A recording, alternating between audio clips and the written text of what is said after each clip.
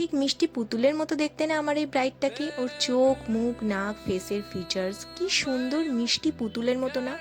ওরই ভাত কাপড়ের লুকটাতে তোমরা অনেক অনেক ভালোবাসা দিয়েছো, আর তার জন্য অনেক থ্যাংক ইউ।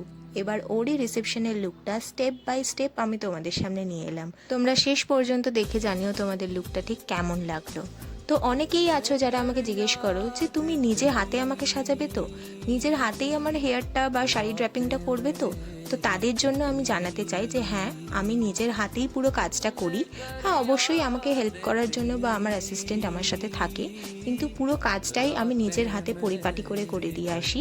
আমি অন স্পট ব্রাইডের কাছে থাকি, আর সমস্ত সুবিধা অসুবিধা দেখে তারপরই তার কাছ থেকে আমি আসি। তাকে ফুল স্যাটিসফাই করার দায়িত্ব অবশ্যই আমার, কারণ স্পেশাল ডেটা তার নিজের যেন কোনোভাবেই নষ্ট না হয় সেটা দেখার দায়িত্ব অবশ্যই প্রত্যেকটা মেকআপ আর্টিস্টের।